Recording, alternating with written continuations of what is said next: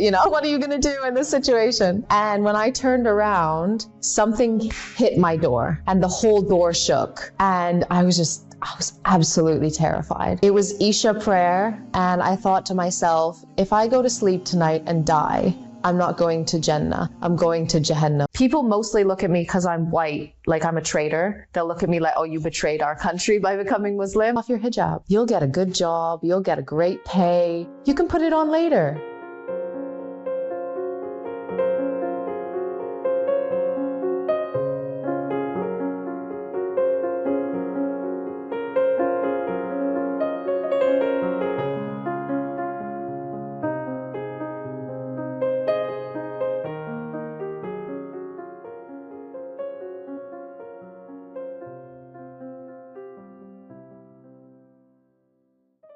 Nyla Edwards is a lot of things. I think as a revert, we kind of have like two sides to us. So there's Vicky, who is pre-Islamic me, and then there's Nyla, who is the post-Islamic me. I've been able to carry some of who I used to be into who I am now, but a lot has changed in that time. I love filmmaking. I am someone who loves dawah. I'm a mother as well, which is more of a new kind of side to me.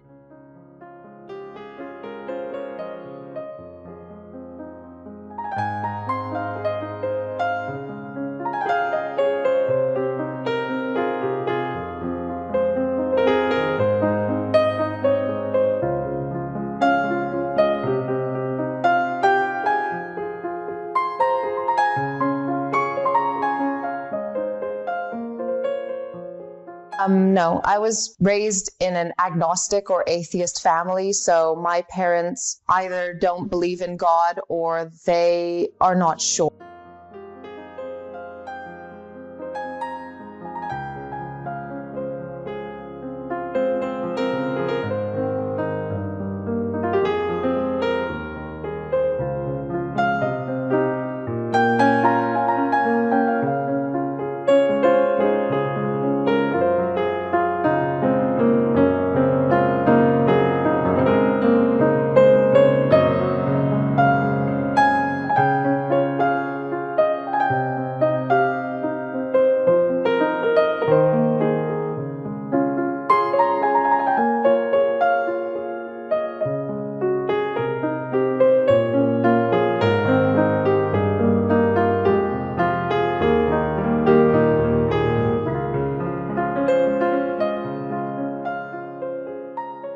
To do in this situation. And when I turned around, something hit my door and the whole door shook. And I was absolutely terrified. I didn't know what to do. I was helpless. I didn't know what it was. I didn't know what it wanted. I didn't know how to fight it, how to protect myself. And my mind was totally clear. And the only word in my mind was Allah. Without anything else in the world to grab onto, I said, Allah, if you exist, protect me.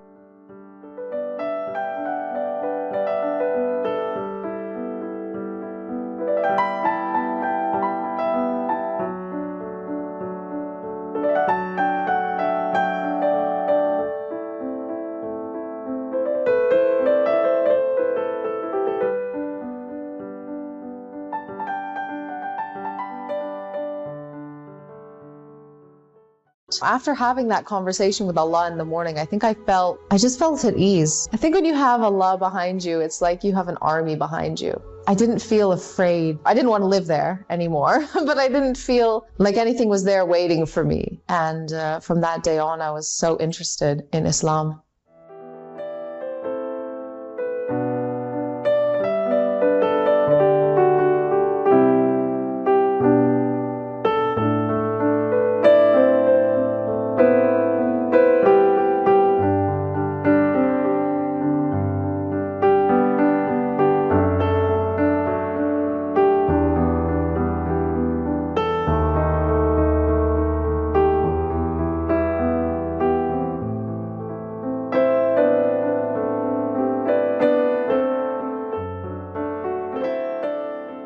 Halfway through Ramadan, halfway through the Quran. And as I was reading the Quran, I continuously kept reading about myself. The person who has faith right in front of them, but they're blind. that they're being told the truth and they can't hear it. And I was like, this is me. Do I want to be this person? And it was Isha prayer. And I thought to myself, if I go to sleep tonight and die, I'm not going to Jannah, I'm going to Jahannam. And so I Googled, how do you say your Shahada? And I just sat there on my prayer mat and said, I bear witness there's no God but Allah.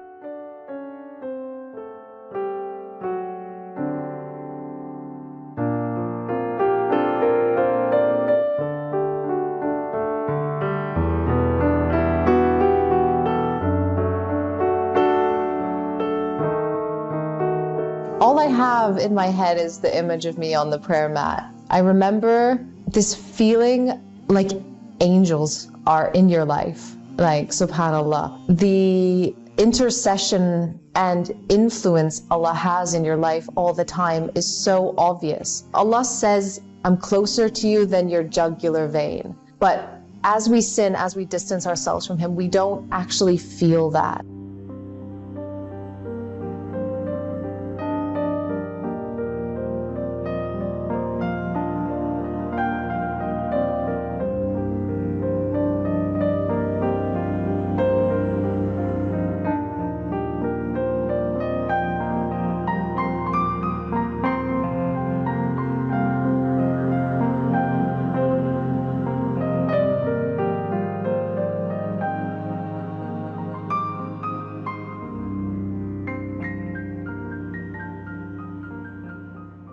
My parents were actually so happy. Now, this one shows the character of my parents being very accepting, and two shows just how terrible I was. My mom feared for my life quite often in the lifestyle that I was living. And the fact that Islam changed like 100% how I was living my life was such a relief for them.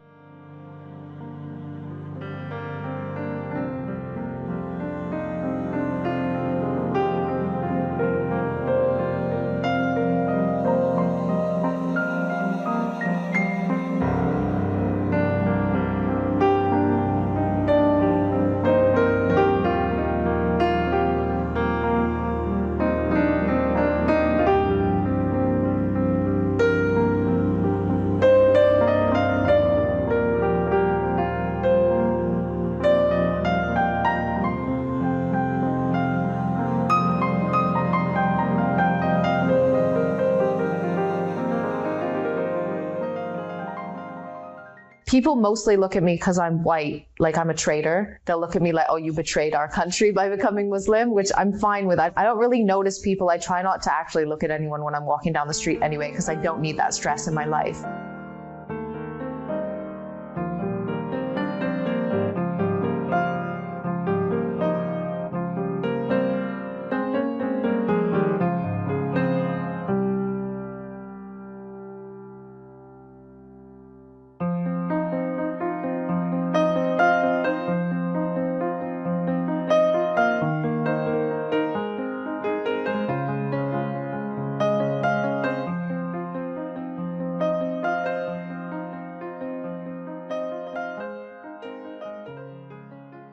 So I was about 6 months into being jobless and homeless in Dubai, living on my friend's couch. And the waswas came, the whispers from Shaitan came and said, take off your hijab. You'll get a good job. You'll get a great pay. You can put it on later. It's fine. And I was like, should I do it? I thought about it.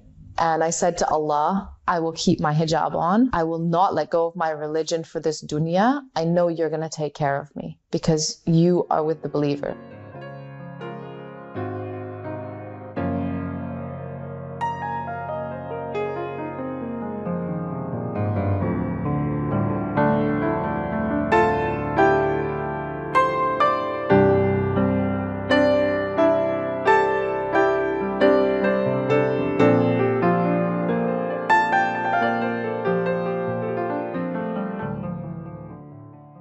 Reasons took me to live in Gaza. I had such a close connection with Palestine because there's so many Palestinians in Malaysia. And so I'd learned so much about their struggle. I'd convinced my family to support Palestine over Israel. I was so passionate about it. And the people that I'd met from Palestine are so amazing. They're so strong. They're so inspirational. And I thought to myself, I just want to be there. And so when I got the opportunity to live in Gaza, I just took it and I went.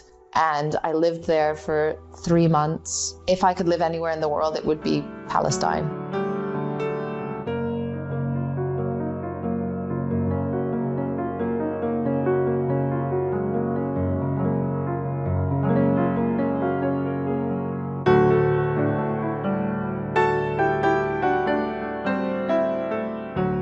Every time you leave your house, remember that your character is representation of our deen. Be overkind. Ask the questions that nobody asks. Ask the cashier, how are you today? Make their day, because by doing that as a Muslim, you are forcing them to associate Islam with kindness. And that's what Islam is. Even if you don't have money, just being kind to someone is charity. Imagine yourself, if the Prophet ﷺ saw you out in the street, would he be proud or ashamed that you're from his ummah? And if you live with that thought in your mind, Islam is going to spread like wildfire, and it's not going to be able to stop because of the kindness and love that is going to be spread with it.